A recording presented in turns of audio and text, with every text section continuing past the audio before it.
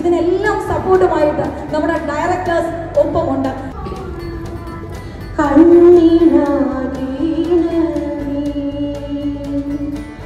നല്ല വാക്കിന്റെ ശീലു ചൊല്ലുവാൻ നാവിനാകീനമേ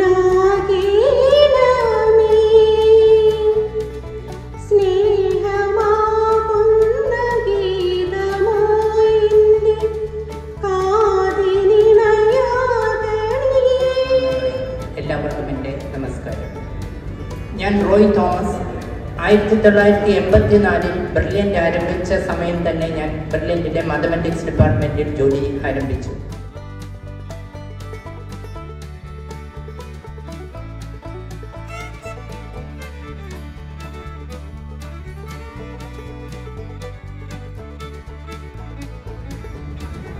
മുത്തോലിക്ക് മുമ്പ് ഞങ്ങൾ അരുണാപുരത്ത് അൽഫോൻസ കോളേജിന് ഓപ്പോസിറ്റായിട്ടൊരു ഇടിഞ്ഞു വീഴാറായ കെട്ടിടത്തിൽ തുടങ്ങിയ ബ്രില്യൻറ്റ്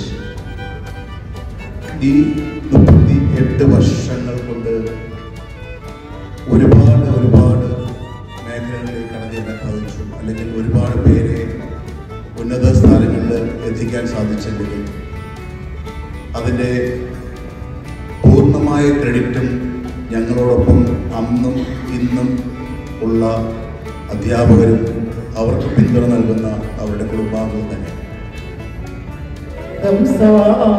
ചന്ദ്രികയോ രജനീഗന്ധിയോ അറബിപ്പെൺകൊടി അഴകിപ്പൊടി ആ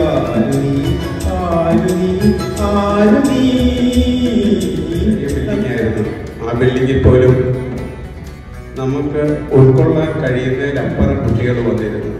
അന്നും കുട്ടികളെ സെലക്ട് ചെയ്യുന്നത് 1-2 ക്ലാസ് എടുത്തതിന് ശേഷം നിങ്ങൾക്കിത് പറ്റുമോ എന്ന് നോക്കാൻ ഓരോ കുട്ടിയോട് ചോദിച്ചായിരുന്നു നമ്മൾ ക്ലാസ്സിൽ അഡ്മിഷൻ കൊടുത്തിരുന്നത്. അങ്ങനെ വന്ന് അതിനുശേഷം നമ്മളുടെ ആദ്യത്തെ ബിൽഡിങ്, അതിനുശേഷം അതിന് അപ്പുറത്ത് ഉള്ള ബിൽഡിങ്, പിന്നീട് സയൻസ് അക്കാഡമി, വീണ്ടും നമ്മുടെ കൊട്ടാരം കോളേജിലൊക്കെ എത്തിയപ്പോൾ കുട്ടികളുടെ എണ്ണം ഒരുവിധം കൂടിയിരുന്നു. 1 വർഷം 1-2 വർഷം നമ്മൾ രാവിലെ ഉച്ച കഴിഞ്ഞുമായിട്ട് ക്ലാസ്സുകൾ നടത്തി. അതിനുശേഷമാണ് നമ്മൾ മുത്തോലിയിൽ സ്ഥലം വാങ്ങി കെട്ടിടം പണിതത്. വളരെ പ്രശംസ അർഹിക്കുന്നതാണ്. അത്രയും ആത്മാർത്ഥമായിട്ടാണ് ബ്രില്യന്റിലെ ഓരോ സ്റ്റാഫും ജോലി ചെയ്യുന്നത്. ഇത് എനിക്ക് ഒരു പുതിയ എക്സ്പീരിയൻസ് ആണ്. ഇനിയും ഒരുപാട് കാര്യങ്ങൾ ഇവിടെ നിന്ന് പഠിക്കുവാനും ഇവിടെ നിന്നുകൊണ്ട് വളരുവാനും ഉണ്ടെന്ന് ഞാൻ മനസ്സിലാക്കുന്നു. സകൃതകൃതമായ നാട്ടുകാരെ ശ്രദ്ധിക്കുക, കലാപരിപാടികൾ തുടങ്ങാൻ ആരംഭിക്കേണ്ട.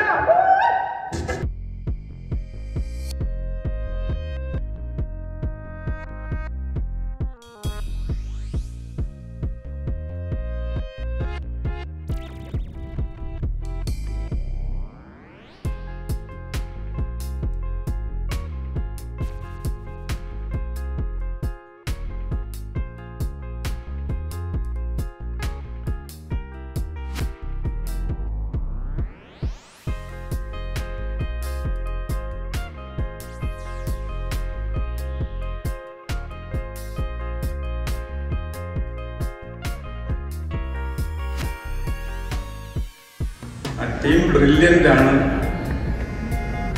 ഈ ബ്രില്യൻ്റ് എന്ന സ്ഥാപനത്തിനെ ഈ ഉയർച്ചയിലേക്ക് നയിച്ചത് എന്നത് സംശയമില്ലാത്ത കാര്യമാണ്.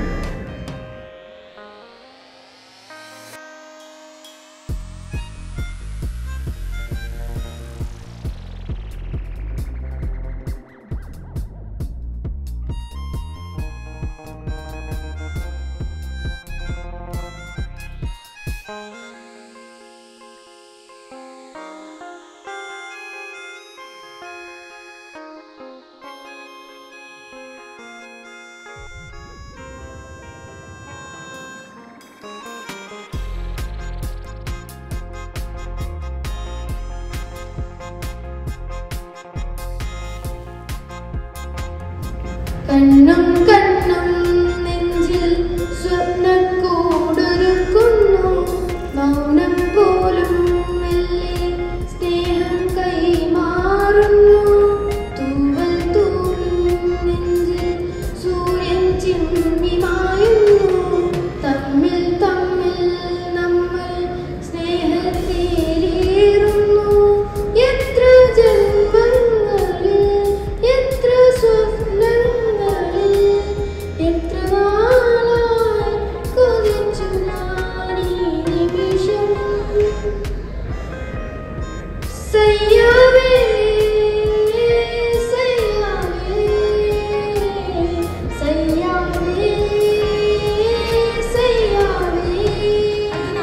നമ്മോട് സംസാരിക്കാൻ എത്തിച്ചേരുന്നത് സസ്യശാസ്ത്രത്തെ സ്നേഹിക്കുന്ന, യാത്രകളെ ഒരുപാട് ഇഷ്ടപ്പെടുന്ന നമ്മുടെ സ്വന്തം ശ്രീവിദ്യ.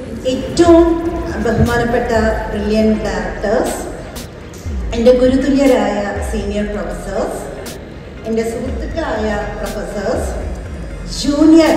ജൂനിയേഴ്സായിട്ട് വന്ന ജൂനിയർ പ്രൊഫസേഴ്സ്, പിന്നെ ഞങ്ങൾക്കൊക്കെ ക്ലാസ് ഇങ്ങനെ ഇട്ട് തന്നുകൊണ്ടേയിരിക്കുന്ന, ഇടയ്ക്കിടയ്ക്ക് സോപ്പിടുന്ന, നമ്മൾ ക്ലാസ്സൊക്കെ എടുത്ത് തളരുമ്പോൾ ടീച്ചറെ കൊണ്ട് പറ്റും എന്ന് പറഞ്ഞ് മോട്ടിവേറ്റ് ചെയ്ത് എനർജി തരുന്ന, പ്രത്യേകിച്ച് ദീപ ടീച്ചർ, സുജി ടീച്ചർ, അങ്ങനെയുള്ള നമ്മുടെ ഷെഡ്യൂളിംഗ് ഡിപ്പാർട്ട്മെൻറ്റിലെ ടീച്ചർമാർ, പിന്നെ നമ്മുടെ വളരെയധികം ഈ കൊറോണ കാലഘട്ടത്തിൽ പെട്ടെന്ന് പൊട്ടിമുളച്ച കൂണുകൾ പോലെ, മഴ സമയത്ത് കൂണുകളൊക്കെ ഇങ്ങനെ മുളയ്ക്കുകയില്ലേ, പക്ഷെ ആ കൂണുകളൊക്കെ എന്താണെന്ന് വെച്ച് കഴിഞ്ഞാൽ ആരെങ്കിലുമൊക്കെ എടുത്ത് കഴിക്കുകയോ അല്ലെങ്കിൽ അതിൻ്റെ കാലം കഴിയുമ്പോൾ അതൊക്കെ നശിച്ചു പോവുകയോ ഒക്കെയാണ് ചെയ്യുന്നത്.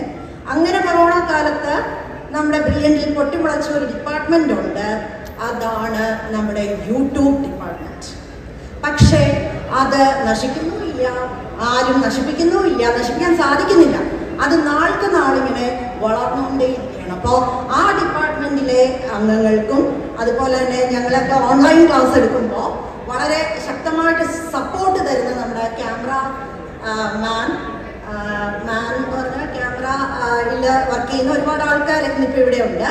പിന്നെ പല പല ഡിപ്പാർട്ട്മെൻറ്റിനെ കോർഡിനേറ്റ് ചെയ്യുന്ന കോർഡിനേറ്റേഴ്സ്, അങ്ങനെ മറ്റ് സ്റ്റാഫുകൾ, എല്ലാവരോടും എനിക്ക് എൻ്റെ ജീവിതത്തിൽ വളരെ ഹാപ്പി ആയിട്ടുള്ള ഒരു പേഴ്സണലായിട്ട് ഹാപ്പിനെസ് തരുന്ന ഒരു കാര്യം ഷെയർ ചെയ്യാനാണ് ഞാൻ വന്നത്. ഒരു അധികം സമയം എടുക്കുന്നില്ല കേട്ടോ, കാരണം ഞാൻ വർത്തമാനം പറയാൻ തുടങ്ങിക്കഴിഞ്ഞു കഴിഞ്ഞാൽ സമയം കൂടുതൽ എടുക്കും എന്നുള്ളൊരു ചെറിയൊരു ഇതുണ്ട്. അത് കാരണം പെട്ടെന്ന് കാര്യത്തിലേക്ക് കിടക്കാം. ഒരു 25 വർഷം മുന്നത്തെ കാര്യമാണ്. അന്ന് ഞാൻ ഈ PG ചെയ്തുകൊണ്ടിരിക്കുന്ന സമയം, PG MSc ചെയ്യാം, ട്രിവാൻഡ്രത്തുകാരിയാണ്. അപ്പോൾ അവിടെ ഇങ്ങനെ PG ചെയ്തുകൊണ്ട് ഈ കാട്ടക്കട ക്രിസ്ത്യൻ കോളേജിൽ MSc ചെയ്യുന്ന സമയം, അപ്പോൾ എൻ്റെ ഒരു കസിൻ ബ്രദർ, അപ്പം ഞാൻ വട്ടിയൂർക്കാവാണ് താമസിക്കുന്നത്, അപ്പോൾ പുള്ളിക്കാരനും അതിൻ്റെ അടുത്ത് തന്നെയാണ് താമസിക്കുന്നത്. അപ്പോൾ പുള്ളിക്കാരനെ ഇതുപോലെ ഇങ്ങനെ ഒരു ട്യൂഷൻ സെൻറ്റർ തുടങ്ങി. അതിൽ +2 ബോർഡ് എക്സാം എല്ലാം കഴിഞ്ഞിട്ട് കുട്ടികൾക്ക് ക്രാഷിന് ബയോളജി പഠിപ്പിക്കണം. അപ്പോൾ അതിന് എന്താ വെച്ച് കഴിഞ്ഞാൽ പുള്ളിക്കാരൻ തിരഞ്ഞെടുത്ത എന്നെയാണ്. കാര്യം ഞാൻ വലുതായിട്ട് കാര്യങ്ങൾ മനസ്സിലാക്കി ഒന്നും പഠിക്കുന്ന ഒരു വ്യക്തി ആയിരുന്നില്ല ആ സമയത്ത്. ചുമ്മാ കാണാതെ പഠിച്ച് യൂണിവേഴ്സിറ്റി പരീക്ഷകളൊക്കെ എഴുതി ഭയങ്കര മാർക്കൊക്കെ കിട്ടുമ്പോൾ കുടുംബക്കാർ വിചാരിക്കുന്നത് ഞാൻ എന്തോ ഭയങ്കര പഠിപ്പിച്ചിട്ടാണെന്നാണ്. പക്ഷെ എനിക്ക് അറിയാവുള്ളായിരുന്നു ഒന്നുമേ കാര്യം മനസ്സിലാക്കിയല്ല പഠിക്കുന്നത്. അപ്പോൾ അതിൻ്റെ ഒരു മാർക്കിൻ്റെ ബേസിസിൽ പുള്ളിക്കാരൻ എന്നെ ഒന്ന് പറയുകയാണ്, ഇങ്ങനെ ആണ്. അപ്പോൾ പുള്ളിക്കാരൻ എൻ്റെ ചേട്ടനാണ്. അന്നേരം വന്ന് എനിക്ക് ഇങ്ങനെ ഒന്ന് ക്ലാസ് എടുത്ത് തരുമോ?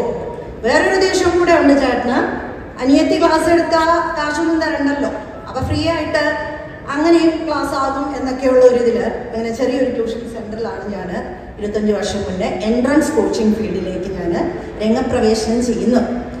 പക്ഷേ ആ സമയത്ത് +1 +2 സിലബസ് ഒന്നും അറിയില്ല, NCERT എന്താണെന്ന് അറിയില്ല. അന്ന് സ്റ്റേറ്റ് സിലബസ്, ISC, CBSE എല്ലാം വേറെ ടെക്സ്റ്റ് ബുക്കും കാര്യങ്ങളും ഒക്കെയാണ്. അങ്ങനെയൊക്കെ പഠിപ്പിച്ചു എന്നേ പറയാൻ പറ്റുള്ളൂ. അന്നൊക്കെ എന്തൊക്കെ അബദ്ധങ്ങളാണ് പഠിപ്പിച്ചത് എന്നൊക്കെ ഇപ്പോൾ ബാക്കിലോട്ട് നോക്കിയാൽ ഇപ്പോൾ എനിക്ക് ഓർത്തിട്ട് ചിരി വരികയും ചെയ്യും, സങ്കടം വരികയും ചെയ്യുന്നുണ്ട്. കാരണം ആ പിള്ളേരൊക്കെ ഇപ്പോൾ ഏത് സ്ഥിതിയിലെത്തി എന്നുള്ളത് നമുക്കറിയില്ല.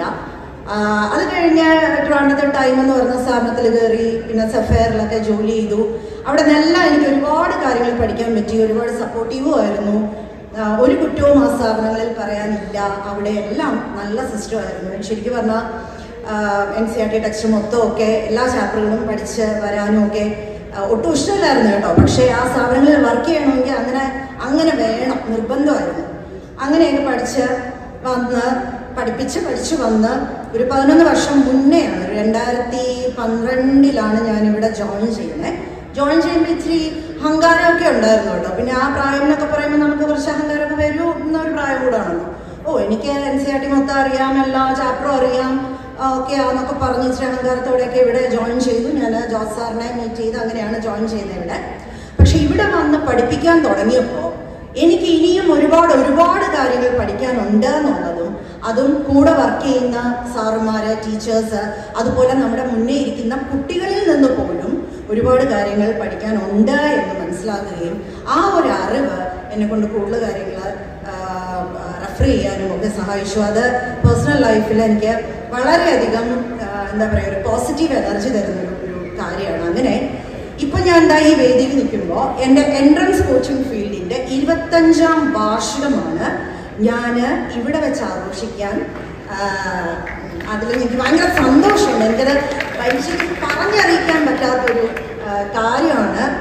പിന്നെ വേറെ ഉണ്ടായിട്ട ഒരു കാര്യം, ഞാനെങ്ങാനും ഇത് നേരത്തെ പുറത്ത് പറഞ്ഞിരുന്നെങ്കിൽ എൻ്റെ കൂട്ടുകാരായിട്ടുള്ള ബയോളജി ഡിപ്പാർട്ട്മെൻറ്റുകാരും ബാക്കി ഡിപ്പാർട്ട്മെൻറ്റുകാരും ഒക്കെ എന്നെ കൊണ്ട് ചിലവ് ചെയ്യിച്ചതായിരുന്നു. ഇതിപ്പോൾ ഇതിലങ്ങ് ഒതുക്കാലോന്നും കൂടെ അങ്ങ് കരുതിയിട്ട് ഞാൻ സസ്പെൻസായിട്ട് വെച്ചിരിക്കുമായിരുന്നു. പക്ഷേ ബ്രില്യൻ സ്റ്റഡി സെൻറ്റർ ഒരുക്കുന്ന പ്രൊഫസേഴ്സ് മീറ്റിൽ എനിക്ക് ഇങ്ങനെ ഒരു കാര്യം നിങ്ങളോട് ഷെയർ ചെയ്യാനും ഈ വേദിയിൽ നിൽക്കാനും പറ്റിയതിൽ എനിക്ക് ഭയങ്കര ആയിട്ടുള്ള സന്തോഷമുണ്ട്. പിന്നെ എനിക്കിത് നന്ദി പറയേണ്ടത് ആദ്യം തന്നെ എൻ്റെ കുടുംബത്തോടാണ്.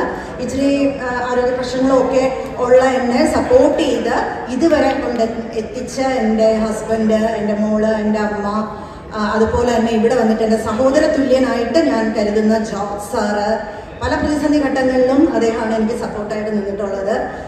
ജോർജ് സാറ്, പിന്നെ എൻ്റെ സുഹൃത്തുക്കൾ, എല്ലാവരും പുതുതായിട്ട് വന്ന ഫാക്കൽറ്റി മെമ്പേഴ്സ്, എല്ലാവരോടും എനിക്ക് നന്ദി മാത്രമേ പറയാനുള്ളൂ. എൻ്റെ ഭാഗത്തുനിന്ന് എന്തെങ്കിലും നിങ്ങൾക്ക് വിഷമകരമായിട്ടുള്ള കാര്യങ്ങൾ ഉണ്ടായിട്ടുണ്ടെങ്കിൽ ക്ഷമിക്കുക. പിന്നെ പുതുതായിട്ട് വന്ന പലരെയും പരിചയപ്പെട്ട് വരുന്നേ ഉള്ളൂ. അതിനും കൂടെ ഒരു വേദിയായിട്ട് ഇത് മാറുന്നതിൽ എനിക്ക് വളരെ സന്തോഷമുണ്ട്. പിന്നെ എനിക്ക് ഒരു ഡയറക്ടേഴ്സിനോടൊരു അഭ്യർത്ഥന ഉള്ളത് എന്താ വെച്ചാൽ, അത് തീർത്തും അത് നടക്കുമോ എന്നറിയില്ല. ഒരു 25 വർഷം കൂടെ കഴിഞ്ഞ് എൻ്റെ എൻട്രൻസ് കോച്ചിങ് ഫീൽഡിലേക്ക് കടന്ന് എൻ്റെ 50ാമത്തെ വാർഷികം കൂടെ എനിക്ക് ഈ ഇങ്ങനത്തെ ഒരു വേദിയിൽ വെച്ച് നിങ്ങളോട് ഷെയർ ചെയ്യാൻ പറ്റുമോ, ഞാൻ ജയിച്ചിരിക്കുകയാണെങ്കിൽ പറ്റുമോ, അതിന് ബ്രില്യൻ്റ് എനിക്കൊരു അവസരം ഉണ്ടാക്കി തരും എന്നുള്ള പ്രാർത്ഥനയും, അതുപോലെ തന്നെ എല്ലാ നന്മകളും എല്ലാ ആളുകൾക്കും വരട്ടെ, എല്ലാ നല്ലതും എല്ലാവർക്കും. അതുപോലെ എനിക്ക് ഒരാളെയും കൂടെ പറയാതിരിക്കാൻ പറ്റില്ല. കാര്യം ഇവിടെ വന്ന് 2-3 വർഷം പിടിച്ചു നിന്നിട്ട് തിരിച്ച് ട്രിവാൻഡ്രത്ത് പോകണം എന്ന് പറഞ്ഞ ഞാനും എൻ്റെ ഫാമിലിയും ഇപ്പോൾ 11ാമത്തെ വർഷം വീടും എല്ലാം മേടിച്ച് ഇവിടെ നിന്ന് സെറ്റിലായി. ഇനി ട്രിവാൻഡ്രത്തോട്ട് പോകണമെന്ന് തന്നെ ഒരു ആഗ്രഹം സത്യം പറഞ്ഞാൽ കുറവാണ്. അപ്പോൾ അങ്ങനെ ഇവിടെ പിടിച്ചു നിർത്തുകയും ഞങ്ങൾക്ക് എല്ലാ സഹായവും, ഞങ്ങളുടെ കുടുംബത്തിന് എല്ലാ സഹായവും ഇതുവരെ കൊണ്ട് തരികയും എല്ലാം ചെയ്ത പുലിയന്നൂരപ്പനും ഞാൻ 100,000 നന്ദി പറഞ്ഞ് ചുരുക്കുന്നു. നന്ദി.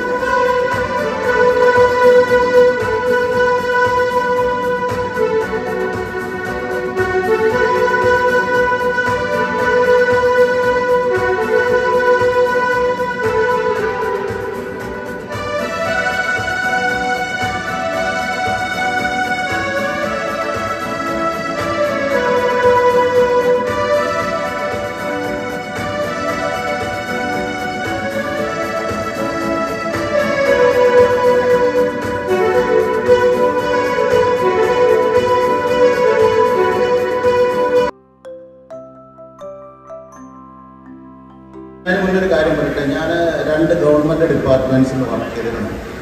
അപ്പോൾ അവിടെ ഒരു ഹയർ പോസ്റ്റിലിരിക്കുന്ന ഉദ്യോഗസ്ഥൻ എങ്ങനെയാണ് ലോവർ പോസ്റ്റിലുള്ള ആൾക്കാരോട് പെരുമാറുന്നതെന്ന് എനിക്ക് നന്നായിട്ടറിയാം.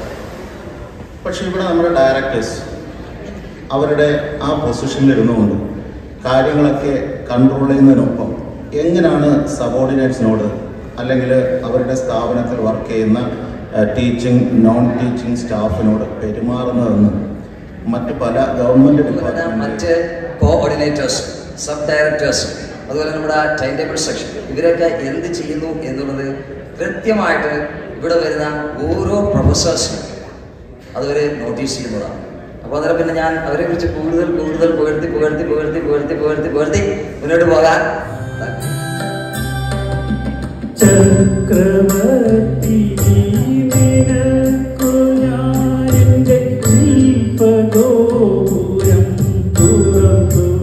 നിങ്ങളുടെ കുടുംബാംഗങ്ങളോടാണ് ഒരു വാക്ക് പറയേണ്ടതെന്ന്. നമുക്കെല്ലാം സപ്പോർട്ടായി ഇവിടെ നിൽക്കുന്ന കുടുംബാംഗങ്ങൾ പലപ്പോഴും പലരെങ്കിലും നേരിട്ട് ചോദിച്ചിട്ടില്ലെങ്കിലും ചോദിച്ചിട്ടുണ്ടാകാം, എന്താണ് ബ്രില്യൻ ഫാമിലി എന്ന്. ഇവിടെ നിങ്ങൾ കയറി വന്നപ്പോൾ പ്രവേശന കവാടത്തിൽ നിങ്ങളെ എതിരേറ്റ ഞങ്ങളുടെ ഏറ്റവും ജൂനിയർ ഫാക്കൽറ്റി മെമ്പർ തുടങ്ങി ഈ സദസ്സിൽ അനുഗ്രഹ വർഷവുമായി കാത്തിരിക്കുന്ന നമ്മുടെ KV Abraham sir, KNG sir തുടങ്ങി ഗുരുക്കന്മാർ അച്ഛന്മാരുൾപ്പെടെയുള്ള ഒരു നീണ്ട പരമ്പരയുടെ ഭാഗമായി അതിലേറെ എന്നെ ഷേർണി ഈ എക്സ്പീരിയൻസ് ഷെയർ ചെയ്യാൻ വിളിച്ചപ്പോൾ പറഞ്ഞതുപോലെ തന്നെ കഴിഞ്ഞ ഒരു വർഷമായി ഒരു പക്ഷേ അധ്യാപിക എന്നുള്ള രീതിയിൽ മാത്രം മാറി നിന്നിരുന്ന എന്നെ ഈ സ്റ്റേജിലേക്ക് ഇവിടെ നിങ്ങളുടെ മുന്നിലേക്ക് എത്തിച്ച ഞങ്ങളുടെ യൂട്യൂബ് പ്രിയമുള്ളവരെ, ഒരു പാട്ട് പാടുവാൻ അവസരമുണ്ടാക്കി തന്ന ബ്രില്യന്റ് ഫാമിലിക്ക് ആദ്യം തന്നെ നന്ദി വരും. ഓ, തഫീർ സാർ പാട്ട് പാടുകയാണോ? ഏത് പാട്ടാണ് പാടുന്നത്? പഴയതാണോ പുതിയതാണോ? പഴയ പാട്ട് മതി. കസ്തൂരി മാൻമിഴി മലർശര വീതോ ആ പാട്ട് പാടുന്നതാണ് നല്ലത്. അത് കൊള്ളാം, ആ പാട്ട് മതി. അതാകുമ്പോ ഒരു കുമ്പൊക്കെ ഉണ്ട്.